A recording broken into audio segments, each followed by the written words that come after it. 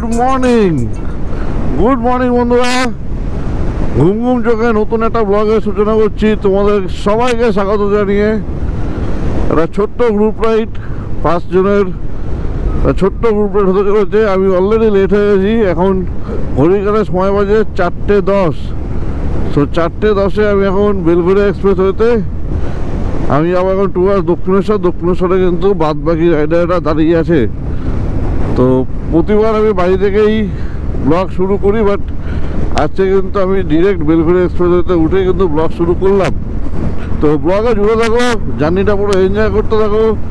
বছরের second ride আমার, আর এটা কিন্তু একটা উইন্টার রাইড হতে চলেছে। বেশ 2-3খানা ভালো ভালো জায়গা ঘুরবো, সব কিছু ব্লগে থাকবে, সব কিছু জানতে পারবে।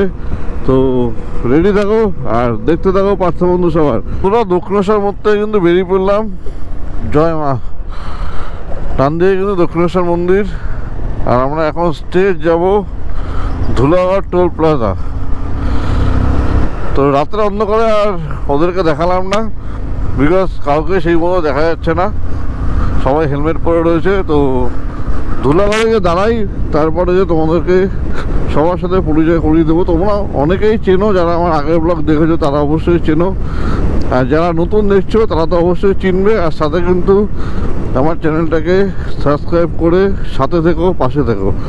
তো এই চলে এসেছি বালি ব্রিজে, সুন্দর বালি ব্রিজ, যা প্রতিবারই আমাকে মুগ্ধ করে তোলে।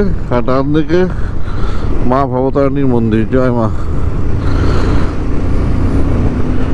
জয় মা। চলো চলো, 3টে বাইক, 5 জন, একটা ফাটাফাটি রাইড হতে চলেছে, ফাটাফাটি মস্তি হতে চলেছে। তো এনজয় করো, তোমাদের জন্য এই রাইড। তোমরা সাপোর্ট করলে, একটা লাইক কমেন্টস করলে কিন্তু সত্যি খুব খুশি হই। তার জন্যে কিন্তু আমি রাইডে প্রতিবার বেরাই, প্রতিবার নতুন নতুন কোনো জায়গা ভিজিট করার চেষ্টা করি, তোমাদেরকে দেখানোর চেষ্টা করি। আর চাইলে কিন্তু তোমরাও আমাদের সাথে জয়েন করতে পারো।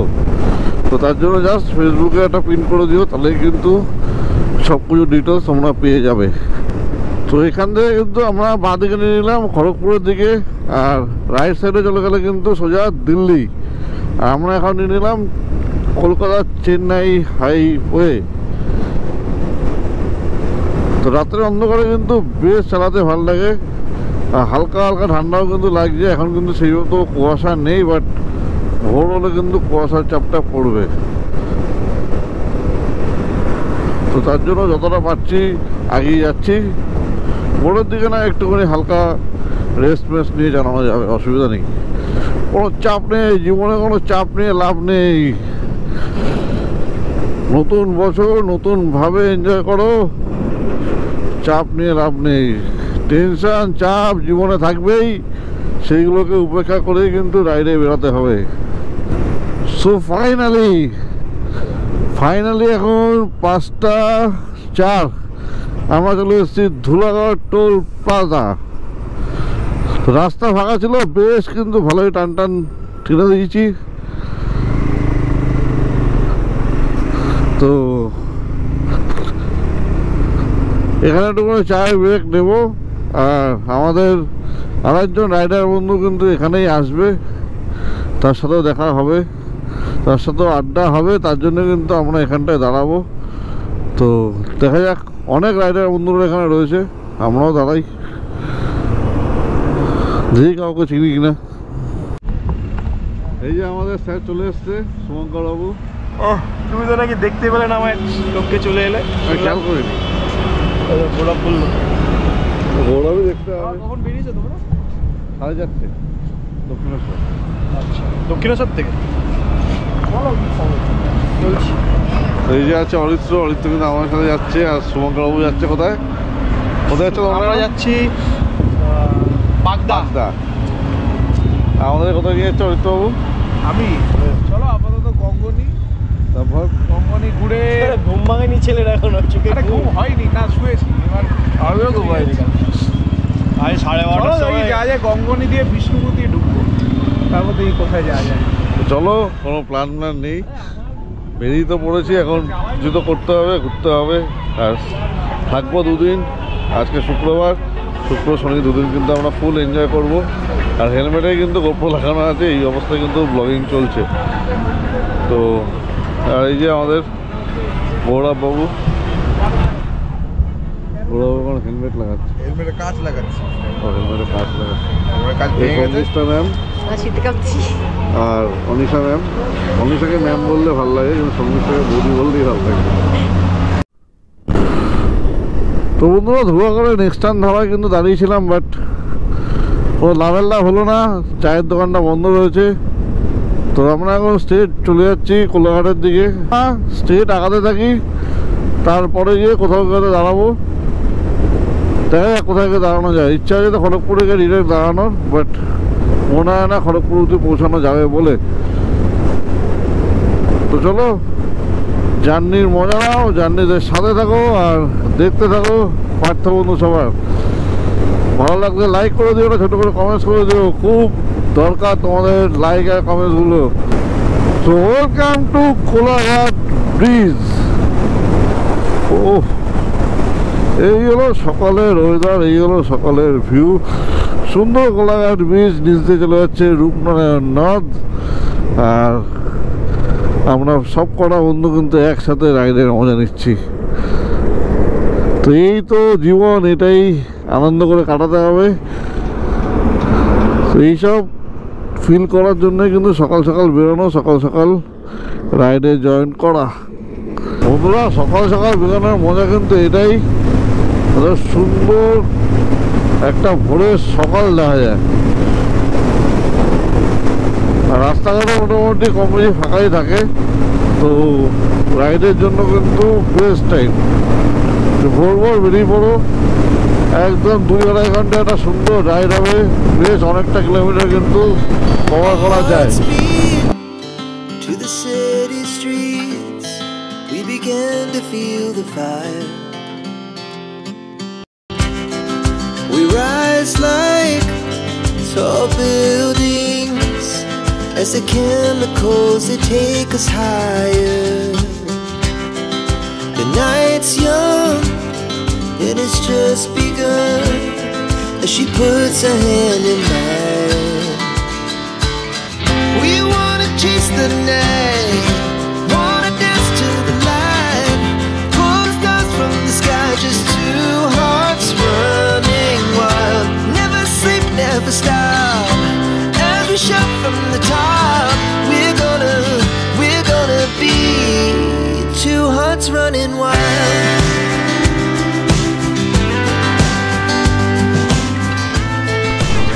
সমুদ্র ফাইনালি চলে এসেছে এখন ডেবরা টোল প্লাজায়। তো ওইদিকে একটা ইন্টারেস্ট ছিল, তো ইন্টারেস্টটা আমি মিস করে গেছি। দেখি আগে কোনো ইন্টারেস্ট পাওয়া, হ্যাঁ আছে। তো এখানে একটু চায়ের ব্রেক নেওয়া হবে, জাস্ট টোলটা ক্রস করে বাঁদিকে কিন্তু চায়ের দোকান আছে, এখানে একটু চায়ের ব্রেক নেব, তারপরে আগাবো। কারণ ফাটাফাটি ঠান্ডা লাগছে, ফাটাফাটি ঠান্ডা।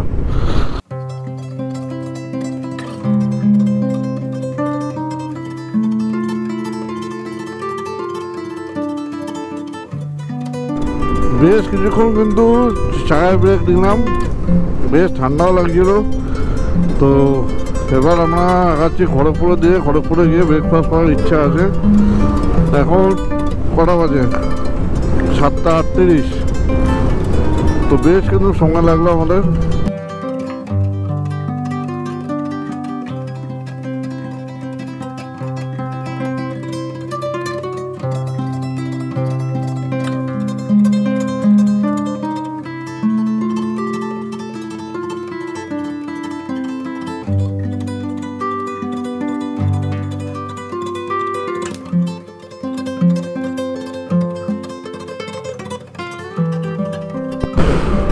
সোজা এই রাস্তা কিন্তু চলে যাচ্ছে বালাসর উড়িষ্যার দিকে, আর আমরা কিন্তু বাঁ দিকে নিয়ে নিলাম।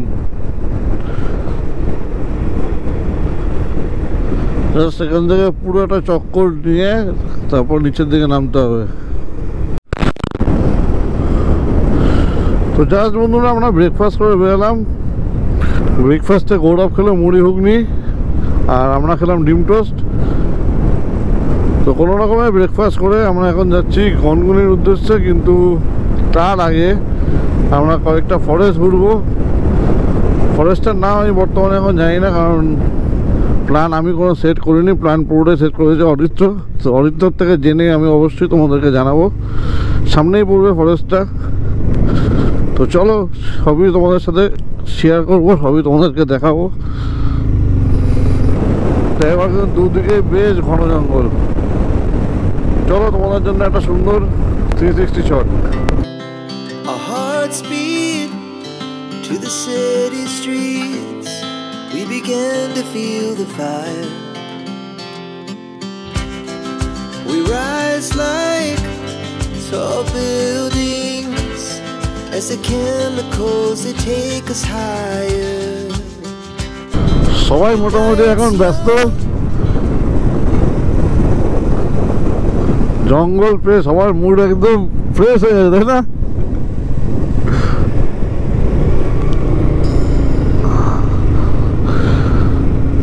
গৌরব শর্মিষ্ঠাও মোটামুটি রিলস বানাচ্ছে, আর সামনে অনিশা আর অরিত্র কিন্তু মোটামুটি রিলস বানাচ্ছে।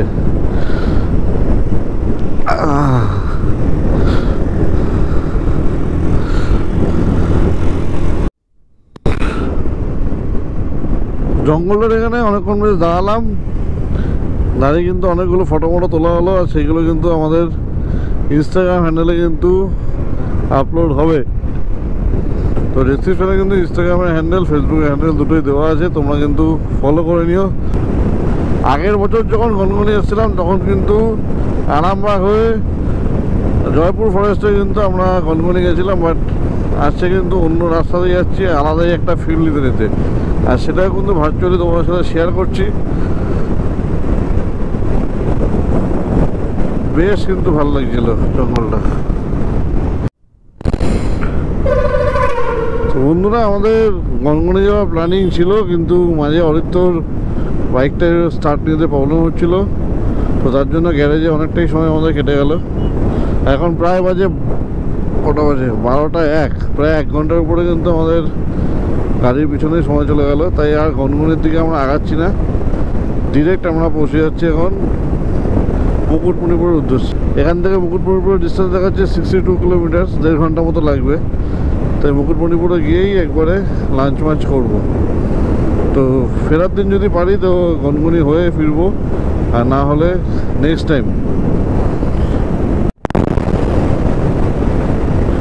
এই রাস্তার ভাইবটা কিন্তু একদম টোটালি আলাদা, ডিফারেন্স একটা ভাইব চলছে। দুপুর বেলায় বেশ হালকা ঠান্ডা ঠান্ডা হাওয়া দিচ্ছে, আর এত সুন্দর একটা রাস্তা, এত সুন্দর একটা প্রকৃতি। তো প্রকৃতি কিন্তু নিজের রং বদলায়, প্রত্যেকটা ঋতুতে কিন্তু প্রকৃতি তার নিজের রং বদলায়, প্রত্যেকটা ঋতুতে কিন্তু আলাদা রকম লাগে। জাস্ট দেখো কি সুন্দর লাগছে, দুদিকে শুধু ক্ষেত আর ক্ষেত, এই সাইডে পিছনে রয়েছে জঙ্গল, আর মাঝখানে এত সুন্দর রাস্তা। তো বন্ধুরা, আমরা তো চলে এসেছি মুকুটমণিপুরের একদম এন্ট্রান্স গেটে, আর এখানে কিন্তু রঘুনাথ মাহাতোর একটা স্ট্যাচু কিন্তু রয়েছে। এই হলো গেট, জাস্ট এন্ট্রি করলাম। এখান থেকে আমাদের রিসোর্টের ডিস্টেন্স হচ্ছে 4.8 কিলোমিটার, 7 মিনিট মতো লাগবে। তো এখন কটা বাজে? এখন ওই 1:30 মতো বাজে। প্রায় অনেকটা কিন্তু সময় আমরা এনজয় করতে করতে, রাস্তায় ঘুরতে ঘুরতেই কাটিয়ে দিলাম। তো এবার আমরা যা রিসোর্টে গিয়ে ফ্রেশ হয়ে দুপুরবেলা লাঞ্চটা কোথাও একটা করে আমরা কিন্তু মুকুটমণিপুর ড্যাম্পে চলে আসবো। তো এটাই আপাতত আজকের প্ল্যানিং রয়েছে, দেখতে থাকো আর কি দেখা যায়। যদি আরও কিছু যদি এনজয় করা যায় সেগুলো অবশ্যই তোমাদের সবার সাথে শেয়ার করব। তো বন্ধুরা, চলে এসেছি আমরা হোটেল গ্রিন পার্কে, আর এই হলো হোটেলের এন্ট্রান্স। বেশ কিন্তু বড় হোটেল, আমি জাস্ট গুগলে কিন্তু দেখেছি। আর এটা কিন্তু বুক করেছে অরিত্র।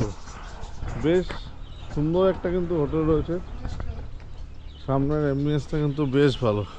আর আমরা ওখানে বাইক পার্কিং করে দিয়েছি, শর্মিষ্ঠা গৌরব আসছে। এখানে অনেকগুলো বেশ বদ্রি পাখি আছে। চলো আমাদের রুমটা তোমাদেরকে দেখিয়ে দিই।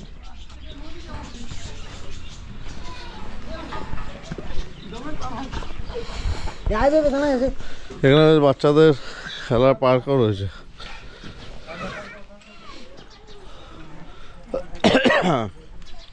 বেশ কিন্তু গুছানো, খুব সুন্দরভাবে কিন্তু পরিপাটভাবে গাছগুলো একদম লাগানো। ও গোলাপগুলো কি লাগছে, জাস্ট দেখো, জাস্ট গোলাপগুলো দেখো।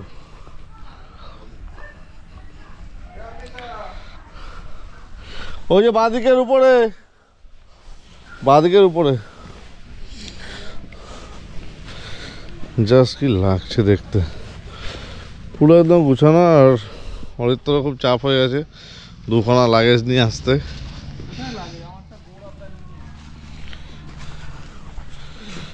এইগুলো এই পাশটা পুরোটাই জবা গাছ রয়েছে, কি মিষ্টি কালারগুলো। এটা একদম লাল টকটক করছে, আর এটা দারুণ।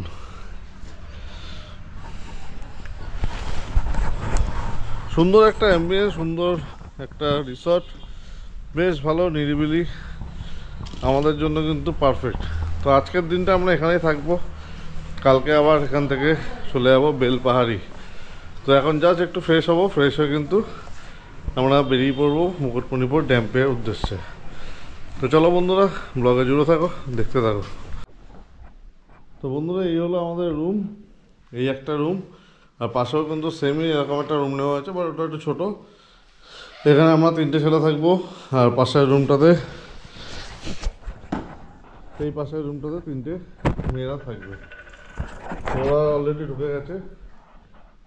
বেশ বড় সড়ো একটা রুম রয়েছে, আর মোটামুটি 4-5জন আরামসে শোয়া যায়, বাট আমাদের চেয়ারে যারা আছে তাদের শোয়া সম্ভব না। গাড়ি হচ্ছে ওয়াশরুম, বেশ সুন্দর। তো আমাদের কিন্তু টোটাল একটা রুম পড়েছে, এই রুমটা পড়েছে 1,500 টাকা, আর ওই রুমটা পড়েছে 1200 টাকা। তো চলো লাগেজ মাগেজ নিয়ে আসা যাক। উফ, সিঁড়ি দিয়ে উঠতেই যত কষ্ট। ফাইনালি কিন্তু বন্ধুরা আমরা চলে এসেছি মুকুটমণিপুর ড্যামে। এই হলো পুরো ড্যামের ভিউ। জাস্ট এখন ঘড়ি কাটার সময় বাজে 3:10, আচ্ছা একটু পরে কিন্তু সানসেট হয়ে যাবে। তো এখানে কিন্তু সবাই বসে রয়েছে, কারণ আমাদের 3টে বিচ কিন্তু পরপর দাঁড়িয়ে রয়েছে।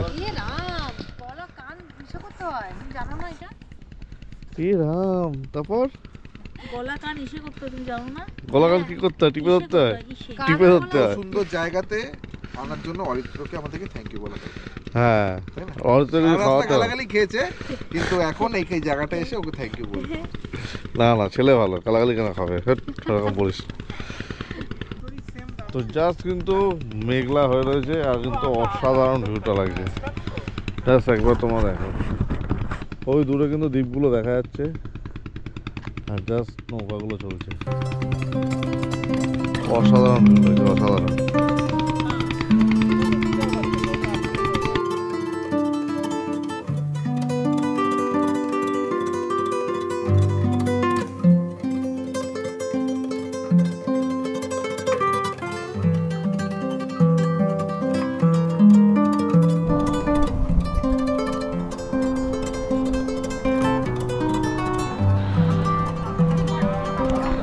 ড্যামের ঠিক অপোজিট সাইডটাও কিন্তু মাখন লাগছে, মাখন। জাস্ট ওপর থেকে কিন্তু অসাম লাগছে, একদম চাষবাসের জমি রয়েছে, আর টিলাগুলো কিন্তু পিছনে হালকা বোঝা যাচ্ছে।